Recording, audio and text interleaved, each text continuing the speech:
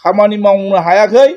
आरो खामानि जायाखै बेनो फोरमान नंखायनो दिनै जों नुदों बिपिएफनि दिनाव माखासे खामानि मावलांनाय स्किमफोरखौ बिथांमोना रिनिवेशन खालाय अबा कालार होनानै अबा रिपेयारिं खालायनानै बेहायसो बिथांमोना फैसाखौ हमदों आरो नांगौखिनि बिथांमोना बाहायनो हायाखै जेसेबांसिम हादों बिथांमोना जादों जायैखौ बिथांमोना फैसाखौ माने रिटार्न खालामफिनदों नंखायनो दिनै जों बुंनो नागिरदों जायफोर सिगांनि ठिकादारफोर मोननो गोनां बेलेन्स थालांबाय बिथांमोननोथ' होजायोमोन ना देग्लाय 2022 आरो 2026 रां बावजा एबा बाजेट बिटिसिनि मोनसे जानानै थांदों बे मासनि एप्रिल दाननि 23 आरो 24 अक्ट'आव बे बाजेटआव माखासे होनाय बे बाजेटनि सायाव जितु गोबां रायजो राजाफ्रा बिनि सायाव क्लियार जानाया मोजां नंखायनो जोङो बुंबाय थादों जे रायजोनि सासे प्रतिनिधि हिसाबै बर्तमान दानि गभर्नमेन्टआ माबायदि बिटिसिनि बाजेटनि सायाव बिथांमोना खरसा खालायदों आरो माबायदि खालायलांनो नागिरदों बिनि सायाव आं माखासे रायजो राजानि गेजेराव खेंफोरथि होनो सानदों मानोना बिथांमोना गोबां धरननि खामानि मावबाय डेभेलप जाबाय सान्थिनि खोथा बुङै बुङै रायजोनि गेजेराव जिबायदि मेसेज होनो नागिरदों बेखौ रायजो राजाफ्रा बिजिरनाया गोनांथि दं नंखायनो आङो थांनाय नैबे देग्लायनि बे बोसोरनि 2025 मायथाइनि एप्रिल दाननि 23 आरो 24 अक्ट'आव जालांनाय जितु बाजेट बे बाजेटनि सायाव आं बुंनो सानदों आं गिबियावनो बुंनो सानग्रोदों बिटिआर सक्ति जानायनि उनाव माखासे गामि सोसननायनि खोथा बुंदों बा एक्सटेनसन खालायनायनि खोथा बुंदों सनितपुर डिस्ट्रिक्ट आरो बिश्वनाथ डिस्ट्रिक्ट बे मोननै डिस्ट्रिक्टआव गासै 60टा गामि सोबाय होननानै बिथांमोना गोबां धरननि रायजोनि गेजेराव मोनसे फोसावदोंमोन जोङो वेलकाम खालायदोंमोन मानोना जितु आन्दलननि गेजेरजों गोबां खस्थ' खालायदों सनितपुर ओनसोलाव रायजो जानाय बर'फ्रा गोबां आन्दलन खालायदों बेनि गेजेराव मोनसे सुक्ति जानानै फैदों बिटिआर मोनसे सुक्ति जादों बे बिटिआर सुक्ति जानायनि गेजेराव 60टा गामि सोसनबाय होनबाय थादोंमोन दा दुखुनांथावना बाथ्राया नैबेसो जे 60टा गामियाव रायजो जानाय सुबुंफ्रा बर'जों लोगोसे गुबुन हारिफोर जायफोर सुबुंफ्रा दिनै बे ओनसोलाव रायजो जादोंमोन माखासे जौगानाय खामानियाव बिथांमोना हयथ' माने मोननायनिफ्राय बन्सित जानो हागौ बेखौसो आं क्लियार बुंनो नागिरदों नैबेसो जे बिथांमोना पन्सायतआवबो भट होनो मोनासै आरो एबारनि बाजेटआव बिथांमोना जोंहा बिसिडिसि हिसाबै माने 420टा बिसिडिसि दं 420टा बिसिडिसि दं बे 420टा बिसिडिसिआव बिथांमोना गोबां जौगानायनि खोथा माखासे आसुनि लादों माखासे डेभेलपमेन्ट खोथा लादों दा खोथाया जाहैदों मा जुदि बे 60टा गामिया जुदि बे बिटिआरआव हाबबायब्ला दिनै बे 60टा गामिया बबे बिसिडिसिनि सिङाव गोलैगोन ना गोदानै मोनसे बिसिडिसि जागोन दा बिसो गिदिर मोनसे सोंलु नंखायनो आं मोनसे कुइसन लाबोदोंमोन बे कुइसननि गेजेरजों बिथांमोना दिनैसिमबो क्लियार होनो हायाखै बेहाय बिथांमोना मोनसे आंनो एन्सार होदों सनितपुर आरो बिश्वनाथ डिस्ट्रिक्टनिफ्राय उदालगुरि डिस्ट्रिक्टआव सोसनजानाय मोन 10टा गामिनि सुबुंफोरा बबे बबे कनस्टिट्युएन्सिआव भट होनो मोनगोन बिनि थि फारिलाइखौ गभर्नमेन्ट अफ आसाम आरो गभर्नमेन्ट अफ इन्डिया बिटिसि कनस्टिट्युशनखौ डिलिमिटेसन खालामनायनि उनावसो थिसननाय जागोन अब्ला साननानै नायदो डिलिमिटेसन जाखांनायनि उनावसो जुदि बिथांमोनहा कनस्टिट्युएन्सि हिसाबै सोसनजागोनब्ला अब्ला माखासे डेभेलपमेन्ट खामानिया बिथांमोना थालांगोन ना थालाङा दा नंखायनो बिथांमोना जेरैबायदि खोथा बुंबाय थादों नंखायनो नंखाय बे खोथाफ्रा नंखाय फोसावजादों जों फैबाय थानाय सेप्तेम्बर मासाव अलरेडि बिटिसिनि सायख'थिया जागोन होननानै मानगोनां आसामनि माने chief minister doctor Himanta Biswa Sharma बिथाङा अलरेडि घोषणा खालायबाय अब्ला नोङो 5 मासनि उनावनो बिसायख'थिया जानो थांगासिनो दङ दिनै बे क्लियार दासिमबो बिटिसि गभर्नमेन्टआ दासिमबो क्लियार बेखौ डिसिजन लानो हायाखै बे जोंनि थाखाय मोनसे दुखुनांथावना आरो माने साननो गोनां बिखय नंखायनो बिनि सायाव रायजो राजाफ्रा बिजिरनाया मोजां जे बिथांमोना जे मावनो हायाखै बे मोनसे रोखा जानानै दं आरो दिनै आं बिनि गेजेराव बुंबावनो नागिरदों दिनै बिथांमोना गोबां माने डेभेलपनि खोथा बुङो गोबां खामानि मावनायनि खोथा बुङो नाथाय जों नुनो मोनदों जे बिथांमोना देग्लायनि बाजेटआव जोंनो देखायदों जे माखासे आनस्पेन्ड बेलेन्स बिथांमोना खालायनानै गालांबाय माने खरसा खालायनो हायाखै फैसाया जेसेबां फैदोंमोन बे फैसाया दिनै बिथांमोना खरसा खालायनो हायाखै नंखायनो आं बेहाय मोनसे हिसाब होनो सानदों रायजो राजाफोरनो 2023 आरो 24 थांनाय बोसोरनि थांनाय बोसोरनि बे देग्लाय बोसोरनि आरो सिगांनि बोसोर बिनियाव बिथांमोना 453 लाख माने माने 4 crore 53 लाख 85,000 बिथांमोना थांनाय बोसोरनि फैसाखौबो देग्लायबो खरसा खालामनो हाबोआखै आरो देग्लायनि 2024-25 मायथाइनि माने 39 crore 44 लाख 91,000 देग्लायबो बिथांमोना एसओपिडि फान्डनिफ्राय खरसा खालामनो हायाखै टटेल देग्लाय बिथांमोना खरसा खालामनो हायाखै 43 crore 98 लाख 75,000 बिथांमोना देग्लायबो खरसा खालामनो हायाखै दा खोथाया जाहैदों मा खामानि जायाखै जेराव गोबां थिखादारफ्रा मोननो गोनां दङ आरो मोनसे बेहाय दंबावो बिथांमोना आनस्पेन्ड बेलेन्स गालांबावदों माने ग्रेन्ड नेट आसाम गभर्नमेन्टनिफ्राय माखासे माने ट्राइबेलफोरनि थाखाय स्पेशल फान्ड हरनाय गासै 186 crore 26 लाख 14,000 बिथांमोना बेखौ खरसा खालामनो हायाखै फैखानाय फैसाखौनो बिथांमोना खरसा खालामनो हायाखै बेहाय जों नुनो मोनदों टटेल हिसाब खालामनानै जुदि नायोब्ला जों नुनो मोनबाय 230 crore माने 24 लाख 90,000 230 crore 24 लाख 90,000 बिथांमोना अलरेडि देग्लाय बिथांमोना खरसा खालामनो हायाखै नै नोंथांमोननि सिगाङाव आङो क्लियारै माखासे नोंथांमोननो बे बाजेटखौनो आं बुंनो हागोन मानोना बिथांमोना जिबायदि खोथा बुंदों मावनो हायाखै बिथांमोना बुंदोंब्लाबो नैबे स्पष्ट दङ नोंथांमोना आङो खेबनानै लांनो हागोन रायजो राजाफोरनो क्लियार डाटाखौ फोरमायना होबानो जाबाय बेहायनो क्लियार दङ बिथांमोना बेसेबां मावनो हादों दा बिथांमोना एन्सारखौ मा होगोन नोंथांमोना सोंबानो जाबाय नंखायनो दिनै नुदों बिथांमोना जौगानाय खामानि मावदोंब्ला फैसा मोरै थांफिनखो जोंनाव बाजेटआथ' जानांगौमोन बिथांमोना जिथु बाजेट नंखायनो जों साननो गोनाङा नैबेसो जोंना आसामनि डक्टर हिमन्त बिश्व शर्मा बिथाङा आसाम एसेम्ब्लियाव बिथाङा मोनसे बिटिसिनि फान्डखौ रां बावजाखौ बिथांमोना बेसेबां हरगोन बाजेटखौ बेसेबां हरगोन बिथांमोना मोनसे माने एनाउन्स खालामदोंमोन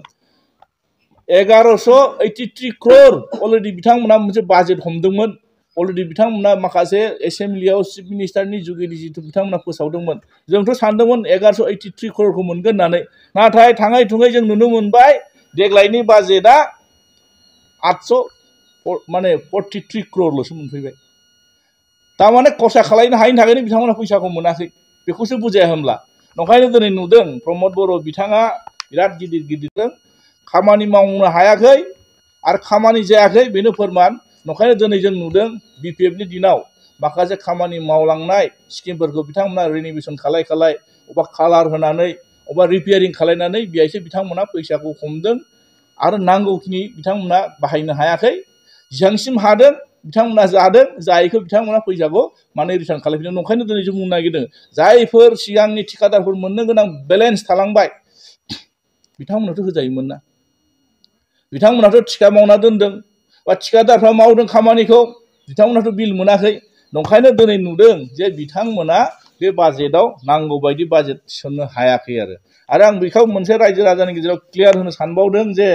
बे सुक्तियाथ' जोंहा बिटिआर सुक्ति बिराद गिदिर लेक्सार होयो बे बिटिआर सुक्तिनि गेजेरजों बेहाय माने माखासे रायजोनि गेजेराव आं बुंफोरनो गोनां जाथारगोन मानोना दिनै जों बुंनांगोन बे सुक्तियाखौ माने दुलाराय बर' फरायसा आफाद आरो एनडिएफबि गासै ज' लोगो नांनानै बे सुक्तिया दिनै जादों बे सुक्ति जाखांनायनि उननिफ्राय दिनै माखासे एनडिएफबि सेंग्राफ्रा दिनैसिमबो रिहेबिलिटेसन मोनाखै जायनि बेलायाव एनडिएफबिनि सेंग्राफ्रा बिराद गोदाव सोराव अबस्थायाव दङ कर्टआव हाजिर जाहैबाय थानो गोनां जायो दिनै बिथांमोना माने गावनि न'खर दानायावबो गोबां खस्थ'नि गेजेराव दंबाय थायो सुक्ति खालायखांनानै जायफोर दिनै माने रिभलिउसनारि जायफोर दिनै आन्दलनकारि बिथांमोना दिनै हाजिरा मावनानै जायोब्ला गोसोआव बेसेबां दुखु मोनगोन नंखायनो दिनै नुनो मोनदों बिथांमोना मोनसे जोंनि गेजेराव मोनसे थयथ' होदों जे बिथांमोना गासै माने अलरेडि बिथांमोना मात्र 21 cooperative are working in the field of rice माने rice diary poultry mushroom and micro and small entrepreneurship sector माखासे बेहाय जायफोर दिनै खामानि मावबाय थादों बिथांमोननोल' मात्र 5 कोटी जायफोर दिनै 21टा कोअपारेटिव ससाइटियाव जायफोर दिनै मावबाय थादों बिथांमोननो मात्र 5 कोटी थाखाल' बाजेट बिथांमोना जों हमनायखौ नुनो मोनदों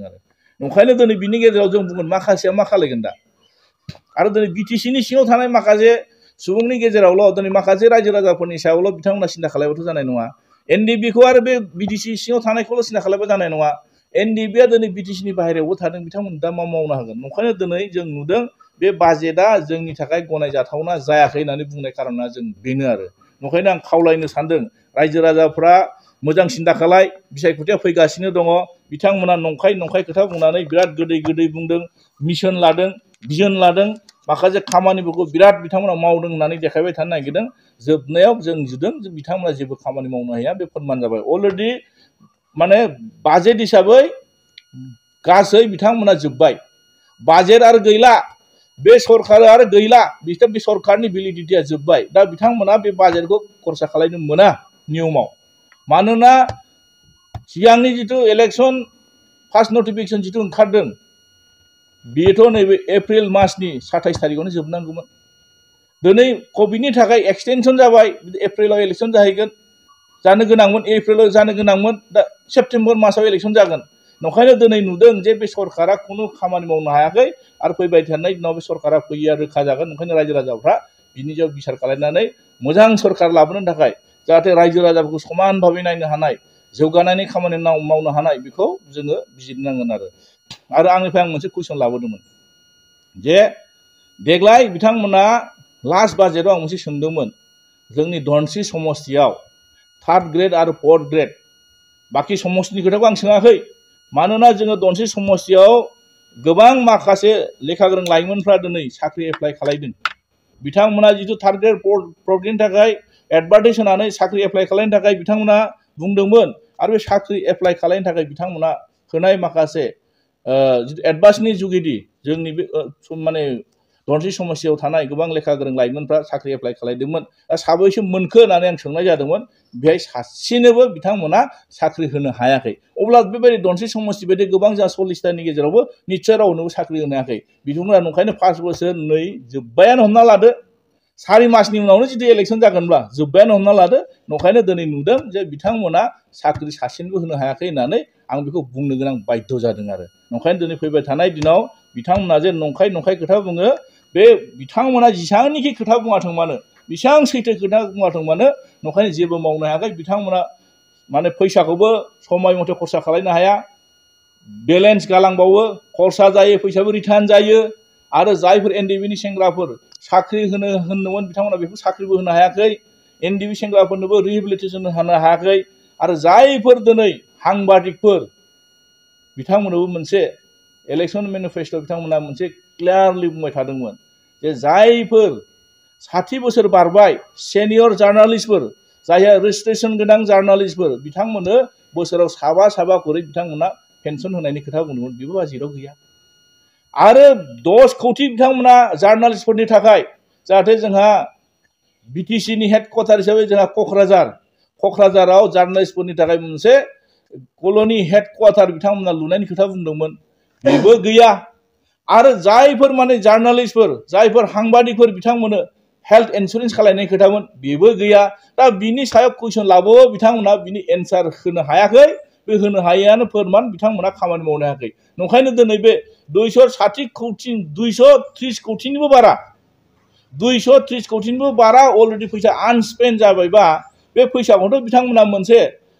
माने माखासे माने हेडखौ सोलाय सोल' खालामनानैबोथ' दिनै बिथांमोना बे खामानिखौ मावनो हायोमोन मानो फैसाखौ खरस खालायालासिनो हरफिननो गोनां जाखो बिसोर जोंनि गेजेराव गिदिर सोंलु नंखायनो बिथाङा जे मावनो रोङा बे फोरमान दिनै नंखायनो जोङो नुदों प्रमद बर'नि डिपार्टमेन्टआवनो बियो माने ट्राइबेल एफेयार्सनि फान्डनि फैसा ट्राइबेलफोरनि थाखाय हरनाय फैसा माने 186 crore बारा बे फैसाया दिनै मानो थाखाय आनस्पेन्ड जाखो थारमाने बिथांमोना फैसा फैखानायखौ खरसा खालाया बेनो मोनसे फोरमान दिनै गोबां माखासे बिथांमोना इस्यु लाबोदों गोबां हानि खोथा बुंदों माने डिजिटेलाइज दिनै हानि मावगोन होनना बुंदों मोजां जादों हाखौ मावनांगौ जोंबो लुगैदों खिन्थु दिनै माखासे 17 बोसोरनि खोथा बुङै जोंनि माखासे दायखौ बारग'नो थांबाथ' जानाय नङा नंखायनो दिनै बे 5 बोसोराव जोंनि बिटिसिनि अबस्थाया खोब गाज्रि अबस्थायाव दङ रायजो राजाफ्रा बिनि सायाव मोजां बिसार खालामनानै फैबाय थानाय दिनाव जाहाथे मोजां सिन्था खालायनानै मोजां गभर्नमेन्ट लाबोयो बिनि थाखाय आं रायजो राजाखौ खावलायबाय आसा खालायदों फैबाय थानाय दिनाव जाहाथे मोजां सरकार जागोन जोंनि बिपिएफनि सरकार फैयोब्ला जों बेबायदि फैसाखौ रिटार्न खालायला आं बेखिनिखौ बुंनानै एसेयावनो फोजोबबाय गोजोनथों थेंक इउ